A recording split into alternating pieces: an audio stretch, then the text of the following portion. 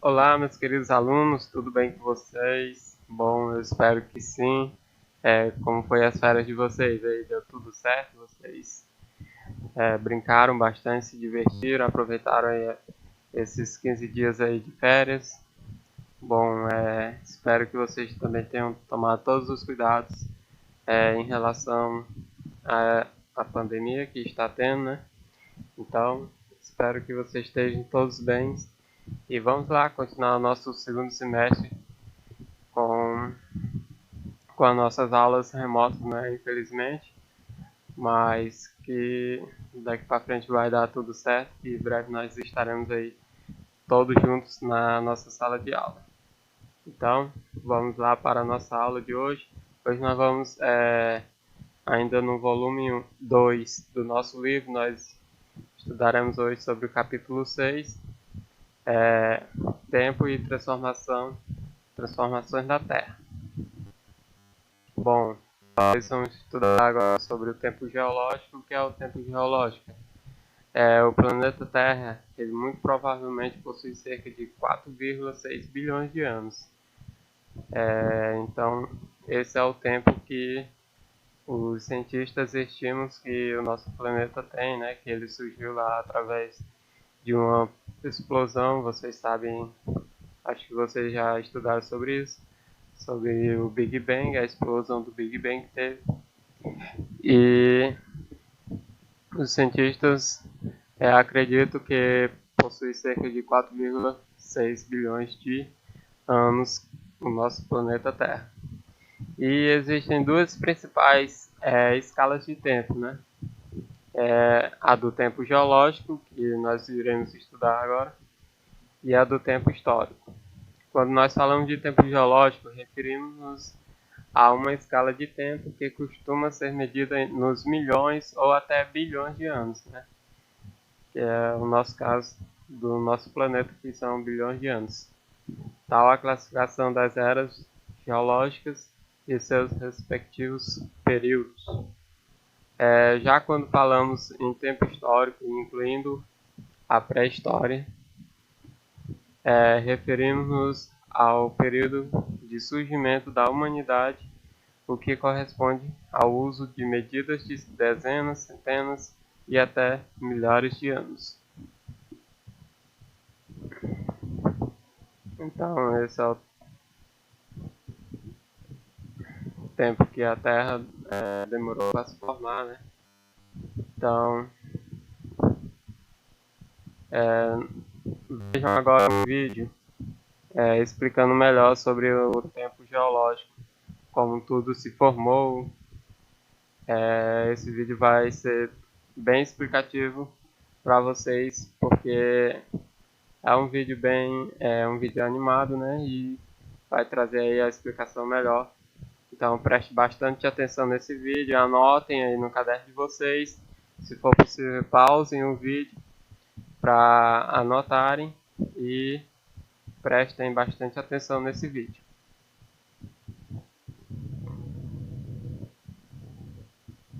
O planeta Terra surgiu há cerca de 4 bilhões e meio de anos. É muito difícil mensurar quanto tempo é isso, porque o tempo geológico é muito diferente do tempo histórico, que conhecemos melhor. O tempo histórico se refere à existência do homem, que surgiu apenas alguns milênios atrás. Se todo o tempo geológico, ou seja, a idade da Terra, fosse reduzida a um dia, as primeiras civilizações humanas teriam surgido nos últimos 3 segundos.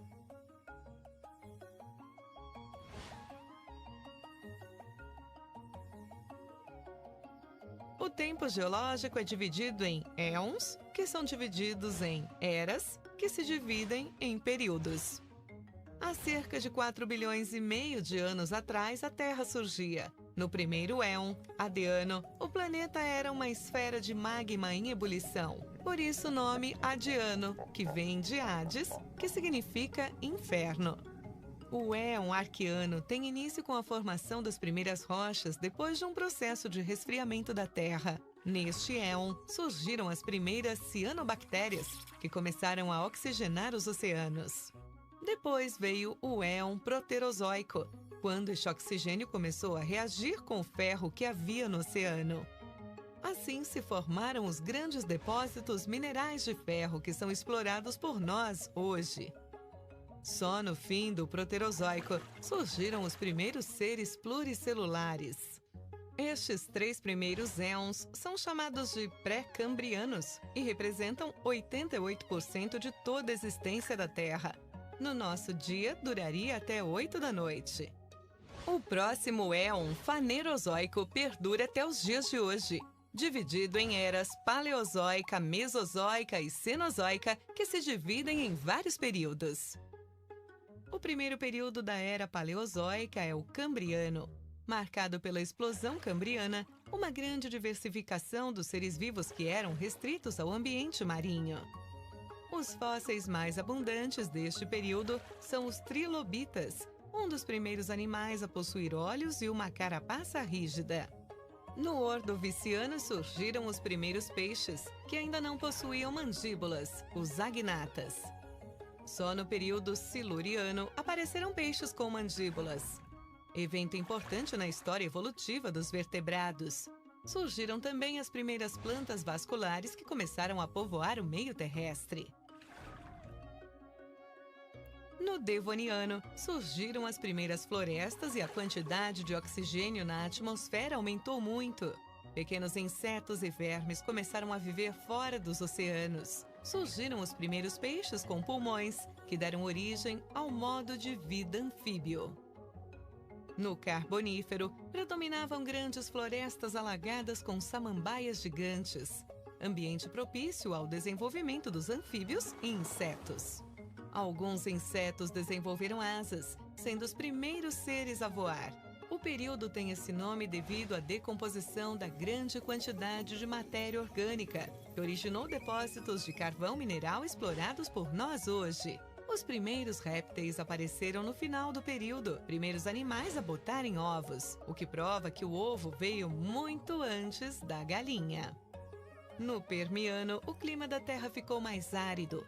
No final do período aconteceu a maior extinção em massa da história da Terra. 96% das espécies desapareceram. No primeiro período da Era Mesozoica, o Triássico, surgiram os primeiros dinossauros e primeiros mamíferos de pequeno porte. O Jurássico foi o período do apogeu dos dinossauros, dos grandes saurópodes e dos pterossauros, répteis voadores. Surgiu também a primeira ave. No Cretáceo surgiram as primeiras plantas com flores, que contribuíram para o surgimento de animais como borboletas e abelhas. No final do Cretáceo, houve a extinção dos dinossauros, causada pelo impacto de um asteroide de 10 quilômetros de diâmetro com a Terra. A extinção dos répteis gigantes possibilitou, então, o desenvolvimento dos mamíferos. Na era em que vivemos, a Cenozoica, começa com o período Paleógeno, quando surgiram as primeiras baleias, aves modernas e primatas. Atividades geológicas deram origem a algumas das principais cordilheiras atuais, como o Himalaia, os Alpes e os Andes. No período Neógeno, a fauna passou a ser dominada pelos mamíferos, que se diversificaram e desenvolveram seu tamanho. Surgiram os primeiros hominídeos. No último e atual período, o Quaternário, o homem evoluiu até o estado atual. Começou a andar com 2 pernas.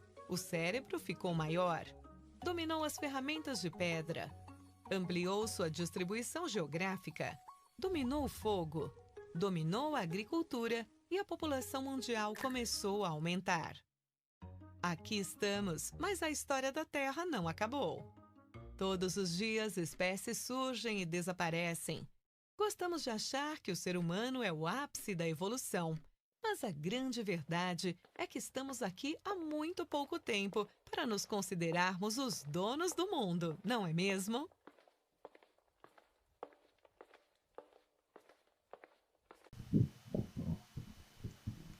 Bom, agora nós iremos falar aqui sobre as camadas da Terra, né?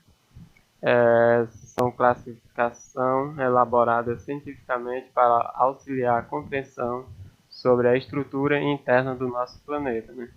Então, os cientistas eles criar essas três camadas principais, né, que são a crosta, o manto e o núcleo, para facilitar o estudo do interior do nosso planeta, né, nossa geosfera.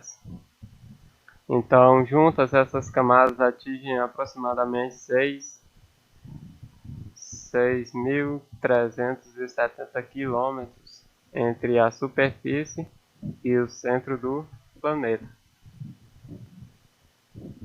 Vamos falar aqui sobre a crosta terrestre.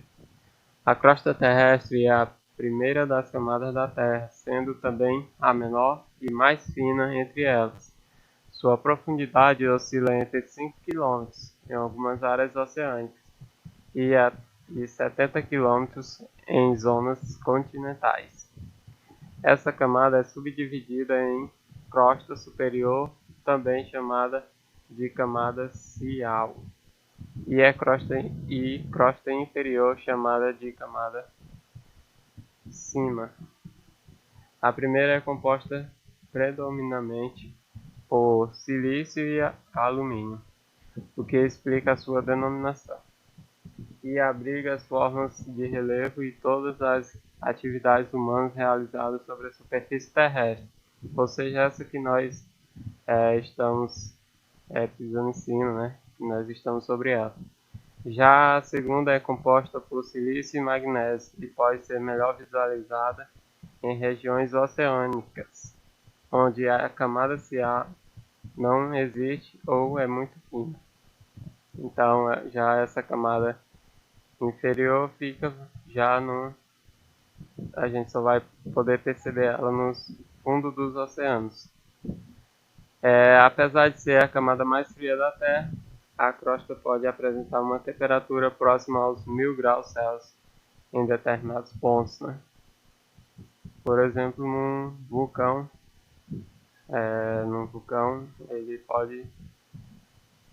um vulcão quando entra em erupção, ele pode até chegar a mais que isso, né?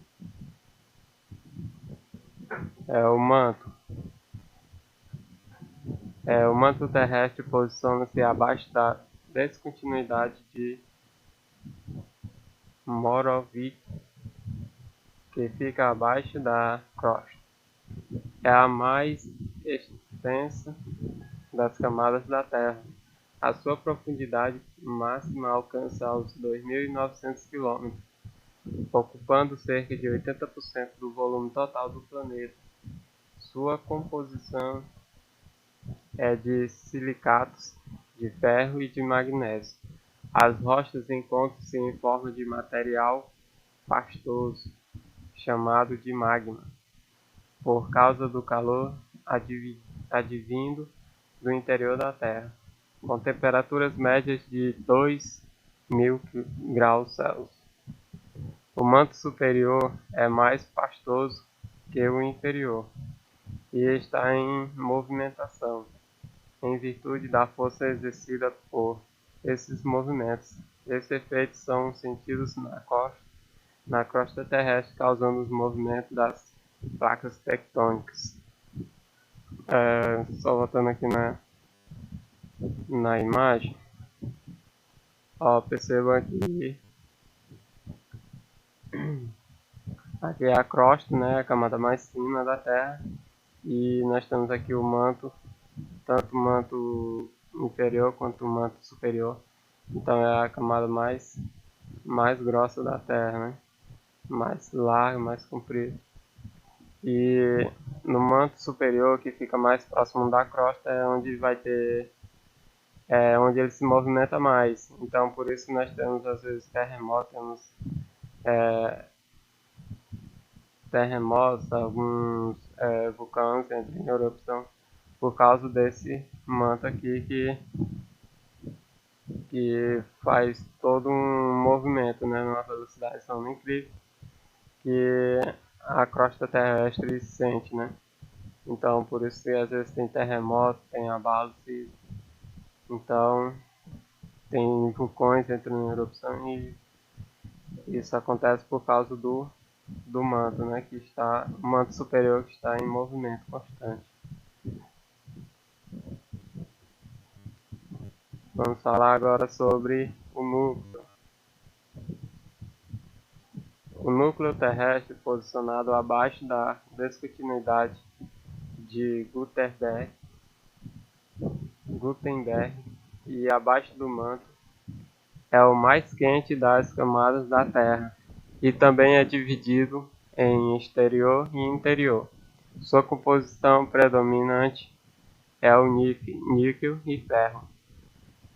O núcleo externo encontra-se no estado líquido, enquanto o núcleo interno encontra-se no estado sólido, por causa da extrema pressão aplicada sobre ele. As temperaturas oscilam entre 3.000 graus e 5.000 graus Celsius, em razão de o núcleo interno ser uma bola maciça cercada por uma esfera líquida. Seu movimento de rotação é mais rápido do que o da Terra, o que ajuda a explicar as origens e os efeitos do magnetismo do nosso planeta.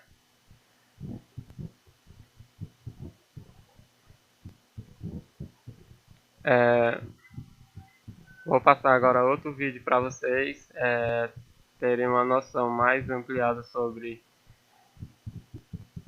as camadas da Terra, né? Então preste bastante atenção nesse vídeo também.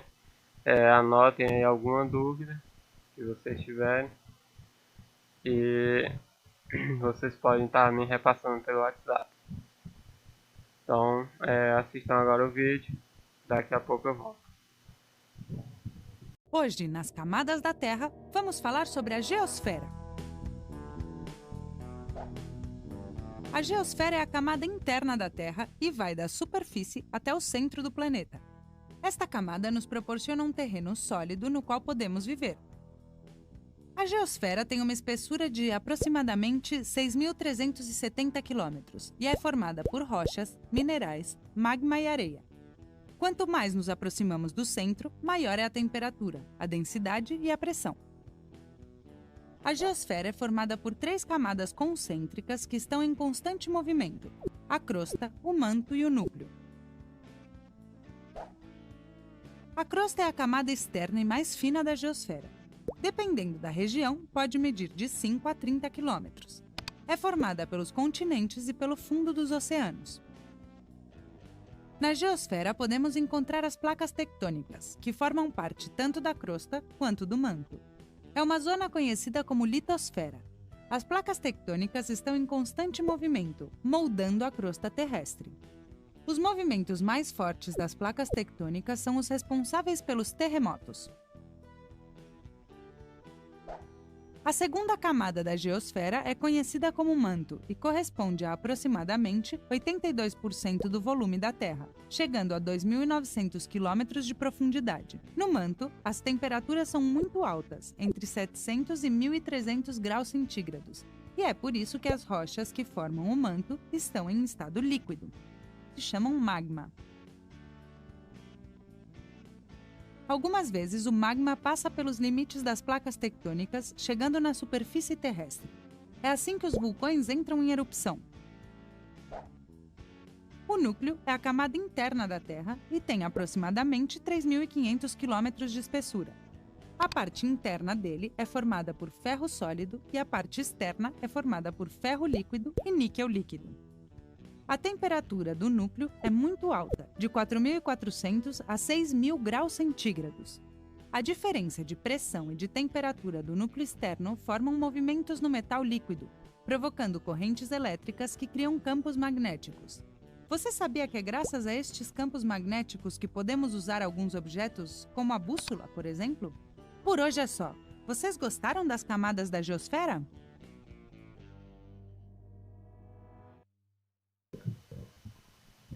Então era isso, pessoal, a nossa aula de hoje. Espero que vocês possam ter aí pegado um pouco desse assunto. É um pouco complicado, mas dá para entender aí sobre o tempo geológico e as camadas que envolvem a nossa Terra. Na próxima aula nós estaremos estudando sobre a deriva continental e as placas tectônicas. Então nós vamos tentar entender como elas funcionam, o que elas causam e o que elas, como que elas agem no nosso planeta, né? Então, espero que vocês tenham gostado dessa aula. Nos vemos aí na próxima aula. Qualquer dúvida vocês podem perguntar no WhatsApp. E então é isso aí. Valeu, um grande abraço. Tchau.